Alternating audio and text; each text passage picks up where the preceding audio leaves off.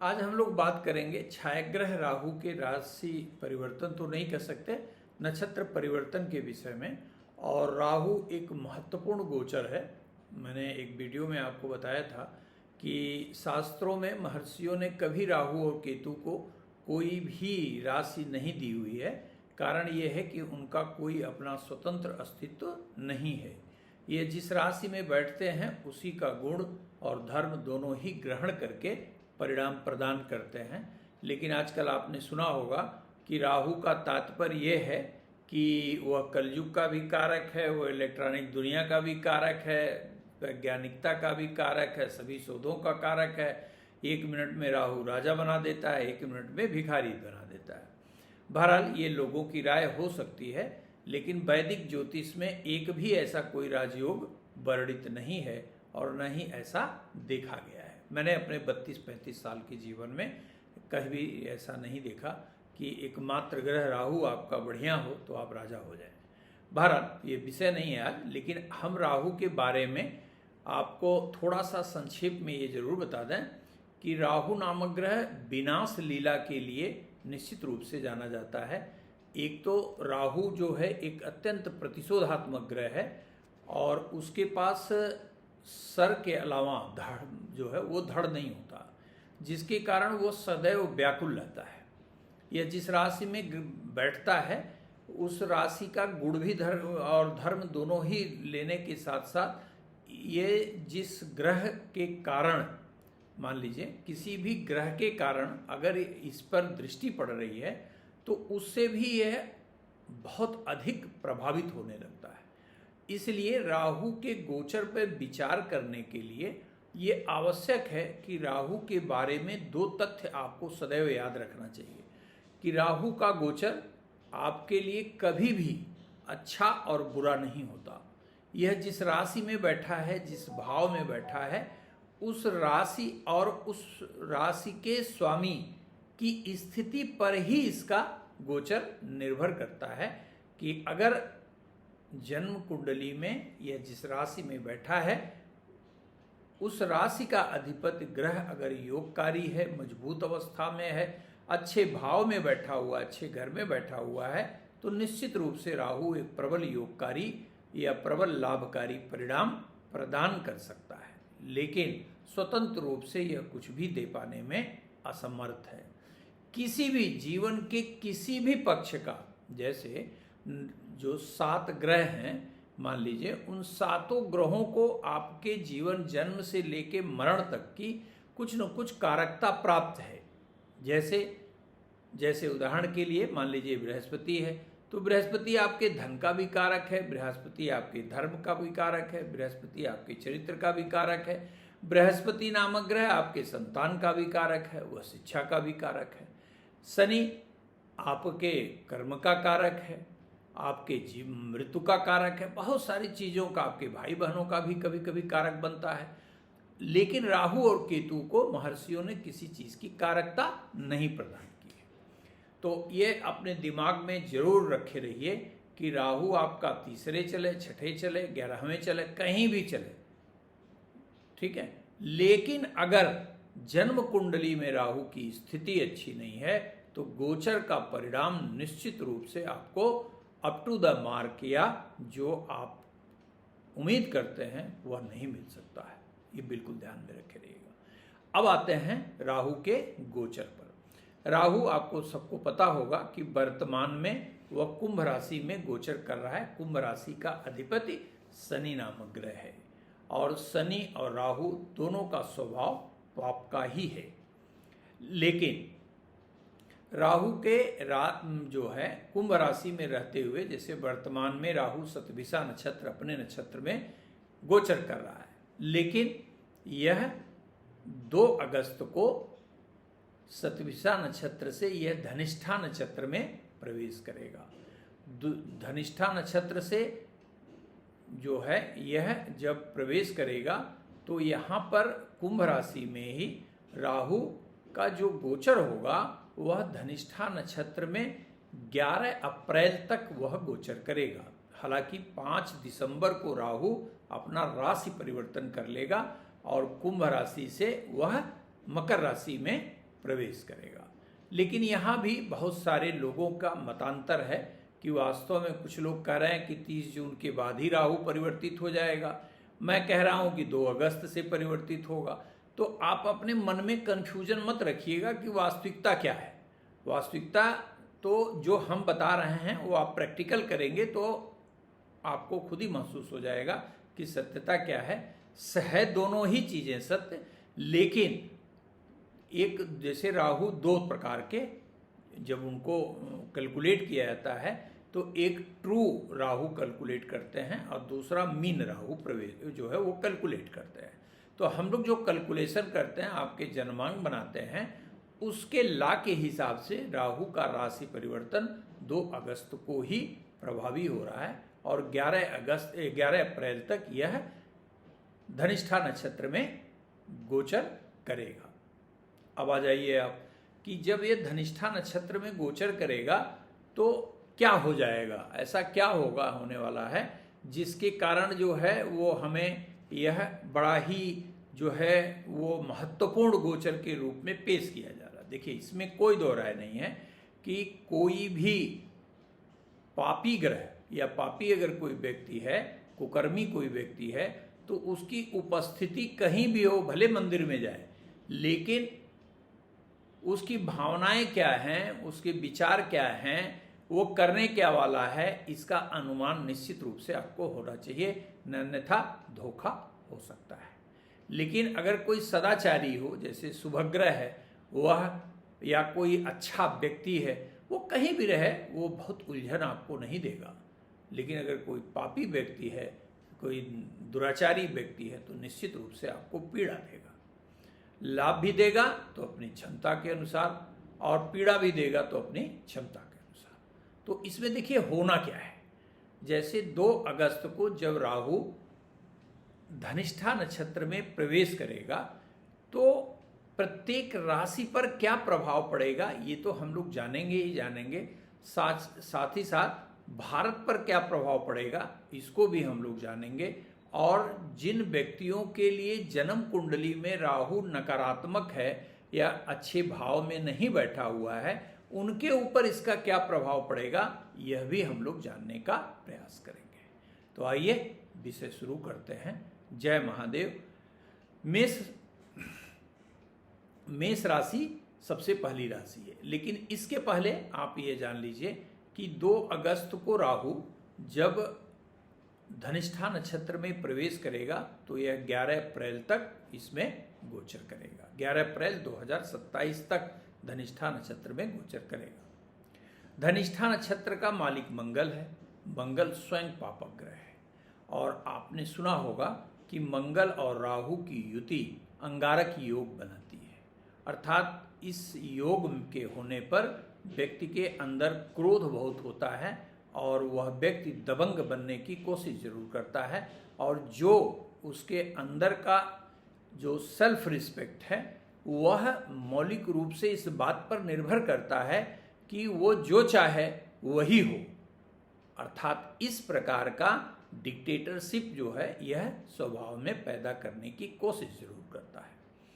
तो अंगारक योग को इसीलिए अच्छा नहीं माना जाता। ऐसे लोग अपने उतावलेपन में ऐसे भी दुराचार या गलत कार्य करते हैं जिसका सजा उनको जीवन भर मिलती है, चाहे वो धन के नाश के रूप में हो, बदनामी के रूप में हो या किसी भी रूप में हो। लेकिन यहाँ पे जो है वो हम लोगों का विषय जो है वो सीधा राहु का है, इसलिए यह समझिए कि जैसे ही राहु मंगल के नक्षत्र धनिष्ठा में प्रवेश करेगा तो यह राहु स्वभावगत रूप से, चूंकि यह कुंभ राशि में गोचर कर रहा है और कुंभ राशि का अधिपति स्वयं शनि है, अर्थात शनि भी पापक ग्रह है। दूसरा मंगल, यह भी पापी और उग्र ग्रह है मंगल के नक्षत्र में। और तीसरा जो है वह राहु स्वतः ही इन सबका परम मित्र कहा जाएगा, अर्थात क्या है कि स्वभावगत रूप से यह भी पापी, वह भी पापी, वह भी पापी, अर्थात 3 पापक ग्रह शनि, मंगल और राहु के समन्वय पर आपको विचार करना होगा, तभी आप वास्तविकता समझ सकेंगे। तो जैसे इसमें क्या होगा, भारत पर क्या असर पड़ेगा? यदि भारत की जन्म कुंडली पर विचार करें तो वृषभ लग्न है। वृषभ लग्न में मंगल एक नकारात्मक ग्रह है। क्योंकि यह द्वादश और सप्तम दोनों का नेतृत्व करने के कारण अकारक बन जाता है, और यहाँ पर मंगल मारक का कार्य करता है। जैसे ही राहु 2 अगस्त को प्रवेश करेगा धनिष्ठा नक्षत्र में, वैसे ही सरकार के प्रति जनता का अविश्वास बढ़ने लगेगा।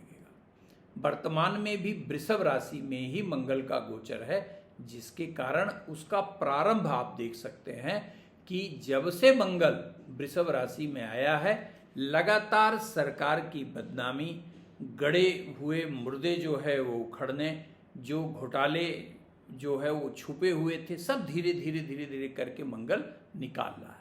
लेकिन जैसे ही 2 अगस्त को राहु जाएगा कुंभ राशि में और वह धनिष्ठा नक्षत्र में अर्थात मंगल के नक्षत्र में, तो सत्ता के प्रति विद्रोह की स्थिति बन सकती है। लोगों के अंदर असंतोष पैदा हो सकता है, महंगाई की भयानक जो है वो स्थिति आ सकती है, और सरकार यद्यपि अपने बचाव के लिए कुछ राहत का भी कार्य कर सकती है और अभी वर्तमान की नीतियों में परिवर्तन भी कर सकती है, लेकिन सरकार के प्रति और सरकार चलाने वालों के प्रति गहरा असंतोष जनता में व्याप्त हो सकता है।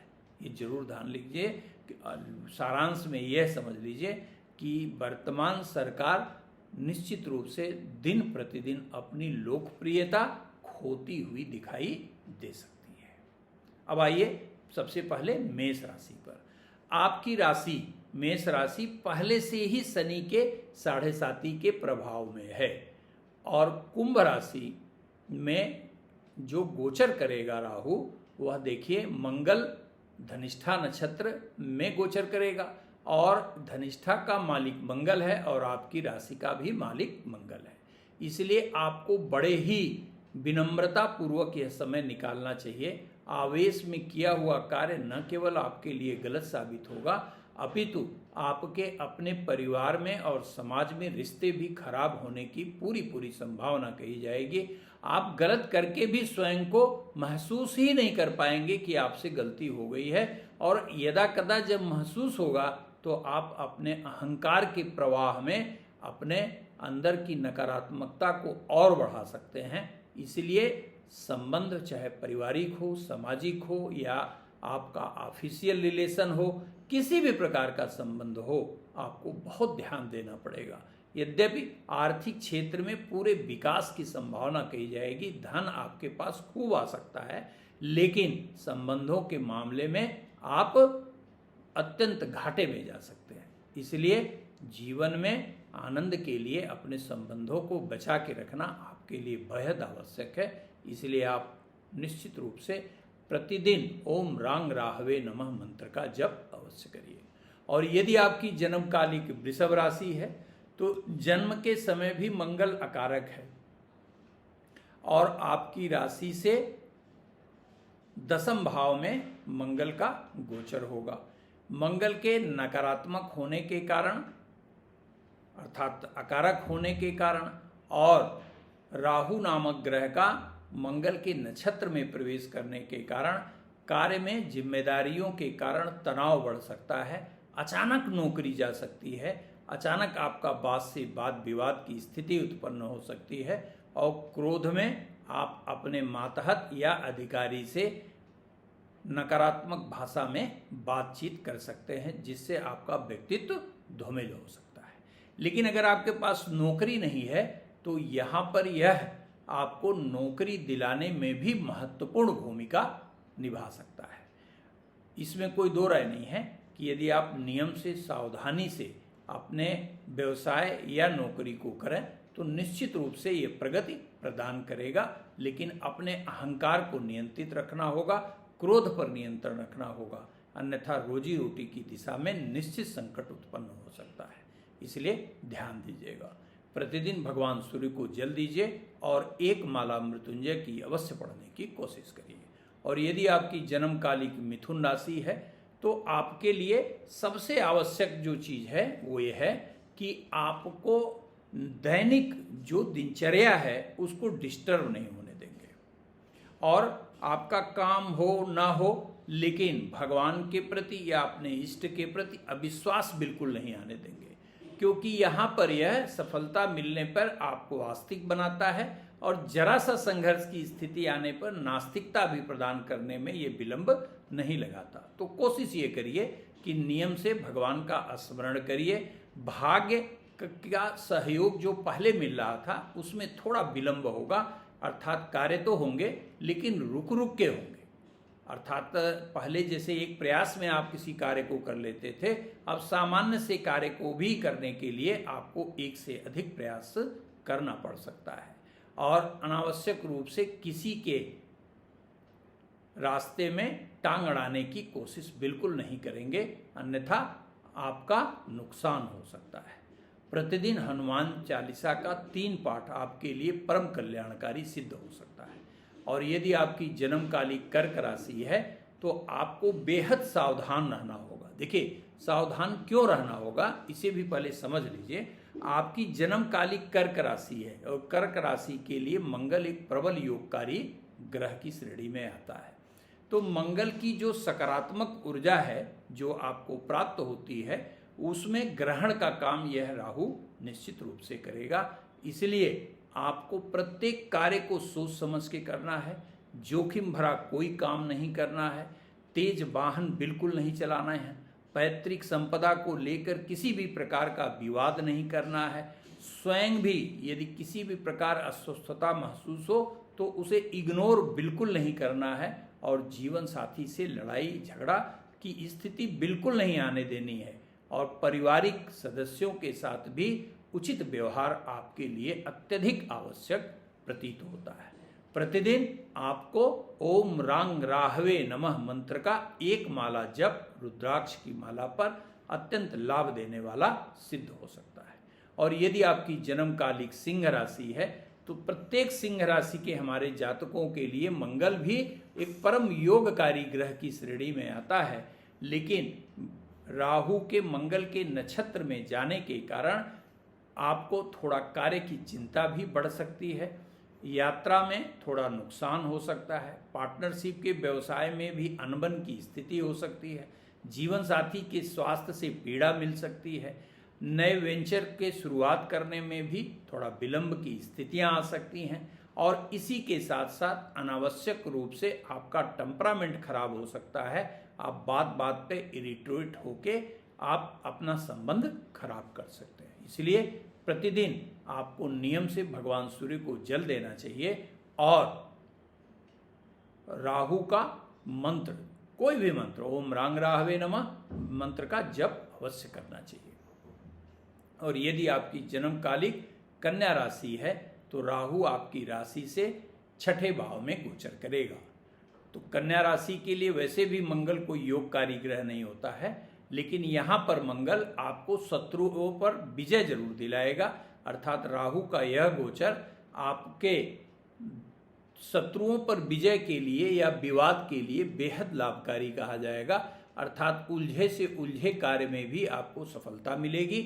यदि न्यायालय में कोई केस चल रहा हो तो निश्चित आप जीतेंगे, लेकिन यह गोचर उनके लिए सर्वथा ही कल्याणकारी है जो नौकरी की तलाश कर रहे हैं, चाहे प्रतियोगी माध्यम से कर रहे हो, चाहे प्राइवेट जॉब के लिए अप्लाई कर रहे हो।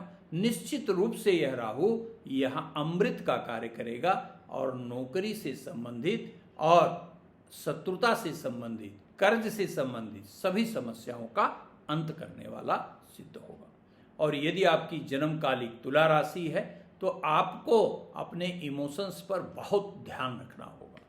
आप वैसे तो निश्चित रूप से आप एक बेहद संतुलित व्यक्ति कहे जाएंगे, लेकिन अचानक आप देखेंगे कि किसी भी चीज़ को लेके आपके अंदर का पैशन जो है वो बढ़ता जाएगा। यानी हर चीज़ को आप तत्काल करने के प्रयास में अपना नुकसान कर सकते हैं, ये ध्यान रखिएगा। संतान से भी वाद विवाद के कारण आपको मानसिक आघात लग सकता है। यदि आप रिलेशनशिप में हैं तो रिलेशनशिप भी टूट सकती है। आपके अंदर की जो मौलिक सृजनात्मक शक्ति है, जिसे क्रिएटिव पावर कहा जाता है, वो अचानक आप देखेंगे कि वो थोड़ी दुर्बल पड़ रही है। इसलिए क्या करना चाहिए आपको, एक तो कभी भी जोखिम भरा कोई काम नहीं करना। अगर शेयर बाजार से जुड़े हुए हैं आप तो बहुत सावधानी रखेंगे, अन्यथा नकारात्मक स्थिति आ सकती है। तो प्रतिदिन आपको ओम प्रांग प्रींग प्रौंग सह शनिश्चराय नमः मंत्र का जप निश्चित रूप से करना चाहिए। और ओम रांग राहवे नमः मंत्र अगर आप जप पाएँ तो बेहद कल्याणकारी परिणाम मिलेगा। और यदि आपकी जन्मकालिक वृश्चिक राशि है तो आपके राशि का भी अधिपति मंगल है, और राहु के चतुर्थ भाव में गोचर के कारण आप देखेंगे कि सब कुछ ठीक चल रहा है, मेरा सब ठीक है, मेरा नौकरी, व्यवसाय, घर, परिवार सब लोग ठीक है। लेकिन अचानक अनावश्यक बेचैनी आपके अंदर शुरू हो जाएगी, अनावश्यक रूप से महत्वाकांक्षा बढ़ने लगेगी। ये भी हम पा जाएं, वो भी हम पा जाएं, हमारा यह काम किसी कीमत पर हो जाना चाहिए। माने अनावश्यक व्याकुलता के कारण आप परेशान रह सकते हैं। इस बीच एक सावधानी जरूर रखिएगा, यदि कहीं प्लॉट ले रहे हो या कहीं मकान खरीद रहे हो तो कई बार उसका परीक्षण करने के बाद ही लीजिएगा, अन्यथा विवाद में उलझ सकते हैं। तो अपनी व्याकुलता को कम करने के लिए और सार्थक दिशा में आगे बढ़ने के लिए प्रतिदिन आपको ओम भ्रांग भ्रिंग भ्रंग सह रावे नमः मंत्र का जप करना चाहिए। और यदि कहीं कुत्ते को जो है रोटी खिला पाएं तो बेहद लाभकारी परिणाम प्राप्त होगा। और यदि आपकी जन्मकालिक धनु राशि है तो धनु राशि के लिए भी मंगल परम योगकारी ग्रह है, और तृतीय भाव में राहु का गोचर आपको चमत्कारिक फायदा प्रदान करने वाला सिद्ध हो सकता है। यदि आप फिल्म से जुड़े हैं, कारपोरेट से जुड़े हुए हैं, मीडिया से जुड़े हुए हैं, जर्नलिस्ट हैं, या आप कोई ऐसा कार्य करते हैं जिससे जनता से जुड़ाव हो, टैक्टफुल कोई काम करते हो, आप एस्ट्रोलॉजर हो, ठीक है, या किसी भी प्रकार का कोई कंसल्टेंसी का काम करते हो, ठीक है, तो स्वयं को स्थापित करने का यह सुंदरतम समय कहा जाएगा। आपको एक्सपोजर बहुत बेहतर मिलेगा और आपकी प्रतिभा समाज में स्थापित होने का यह सुंदरतम अवसर यहाँ पर प्राप्त होने की संभावना कही जाएगी। यदि नियमित रूप से ओम ब्रिंग बृहस्पतये नमः मंत्र का एक माला अगर आप जप कर सकें तो यह अत्यंत कल्याणकारी परिणाम प्राप्त कराएगा। और यदि आपकी जन्मकालिक मकर राशि है तो मकर राशि के लिए यह गोचर लाभकारी जरूर है, लेकिन दो अर्थों में यह अत्यंत लाभकारी है। एक तो लंबे समय से जो भूमि खोज रहे थे, मकान खोज रहे थे, यह मनोकामना आपकी सिद्ध होने जा रही है। वाहन का भी सुख यह प्रदान करने जा रहा है। लेकिन दो अर्थों में यह अत्यंत खराब कहा जाएगा। आपके सब कुछ करने के बावजूद भी परिवार में आपके सम्मान में हानि हो सकती है। आपके अपने लोगों की विश्वसनीयता आपके प्रति कम हो सकती है। और दूसरा, जो धन आपने संचित किया हुआ है वो अचानक खर्च हो सकता है और नकारात्मक चीज़ों पर खर्च हो सकता है। इसलिए इसके ऊपर बहुत ध्यान देना पड़ेगा आपको। तो क्या करना चाहिए आपको? सबसे पहले नियमित रूप से ये नियम बना लीजिए कि भगवान सूर्य को 1 लोटा जल आप अवश्य देंगे और राहु के किसी मंत्र का ओम ब्रांग राहवे नमः या ओम ब्रांग ब्रिंग ब्रंग स राहवे नमः मंत्र का जप जरूर करिए। और यदि आपकी जन्मकालिक कुंभ राशि है तो राशिगत राहु का घनिष्ठा नक्षत्र में प्रवेश सुखद भी है, बहुत सारी चीज़ों के लिए सुखद भी यह गोचर है। जैसे आपके व्यक्तित्व में थोड़ा निखार आएगा, चुनौतीपूर्ण कार्यों को करने में आपको आनंद आएगा और यह सफलता भी देगा। लेकिन ईगोइज्म थोड़ा बढ़ा सकता है जिसके कारण आपको नुकसान हो सकता है, पहली चीज। दूसरी चीज क्या है कि आपके अंदर सर्वस्व जो है अपने हिसाब से करने की प्रवृत्ति पैदा हो सकती है। स्वास्थ्य में भी थोड़ी नकारात्मकता आ सकती है। यदि आप ब्लड प्रेशर के पेशेंट हैं तो बहुत ध्यान देने की आवश्यकता है, या किसी प्रकार रक्त से संबंधित अगर आप विकार से पीड़ित हैं तो नियमित रूप से अपनी दवा जरूर करिएगा। इस समय करना क्या चाहिए आपको? इस समय बटुक भैरव की आराधना आपके लिए अत्यंत कल्याणकारी सिद्ध हो सकती है। और यदि आपकी जन्मकालिक मीन राशि है तो मीन राशि के हमारे सभी जातकों के लिए मंगल भाग्य का नेतृत्व करता है, आपके धन परिवार का भी नेतृत्व करता है। तो आपको थोड़ा अल्पकालिक समय में ये लगेगा कि जैसे लग रहा है कि मैं बहुत प्रयास कर रहा हूं लेकिन सफलता नहीं मिल रही है। मेरा समय अभी तक तो अच्छा चल रहा था, लेकिन अचानक क्या हुआ कि अब मैं 10 बार एक काम के लिए प्रयास कर रहा हूं लेकिन मुझे सफलता नहीं मिल रही है। पहली बात ये दिमाग में आ सकती है। दूसरा, परिवार के लोगों का भी जो है थोड़ा रवैया आपके प्रति खराब हो सकता है। यहाँ तक कि आपका संतान का पक्ष भी थोड़ा बाधित हो सकता है। बाधित होने का तात्पर्य मनमुटाव की स्थिति उत्पन्न हो सकती है। संतान के द्वारा किए हुए कार्यों से भी आपको थोड़ा कष्ट मिल सकता है। इसके अतिरिक्त ये 2 बातें आपको हमेशा ध्यान रखनी चाहिए कि मंगल योगकारी है आपका, और उसके नक्षत्र में गया हुआ राहु किसी भी प्रकार का परमानेंट डैमेज करने की स्थिति में नहीं है। ये जरूर ध्यान रखिएगा। 31 अक्टूबर तक जब बृहस्पति भी कर्कस्थ है, जब बृहस्पति कर्कस्थ स्थिति में है, तो वह कुंभ जो है वो मीन राशि अर्थात शनि पर पूर्ण दृष्टिपात कर रहा है, जिसके कारण शनि की 7.5 का जो रेट ऑफ इम्पैक्ट है निगेटिव अर्थों में, उसे वो मिनिमाइज किया हुआ है। तो चूंकि राहु भी कुंभ राशि में ही गोचर कर रहा है, इसलिए राहु के द्वारा भी कोई नकारात्मक परिणाम ऐसा नहीं प्राप्त होगा जिसकी रिकवरी ना हो सके। ये जरूर ध्यान रखिएगा। लेकिन 2 बातों से विशेष सावधानी रखेंगे। परिवार के सदस्य कोई भी हो, बहुत विश्वास करके कोई जोखिम नहीं लेंगे। पहली बात ये ध्यान रखिएगा। दूसरा, जो काम अभी आप अनवरत ईमानदारी से कर रहे हैं लेकिन लग रहा है सफलता नहीं मिलेगी, आप अपना प्रयास जारी रखिएगा। निश्चित रूप से ये कम्युलेटिव इफेक्ट से जो है वो आपको सारी चीजें वापस कर देगा। 2 बातें ये जरूर ध्यान रखिएगा।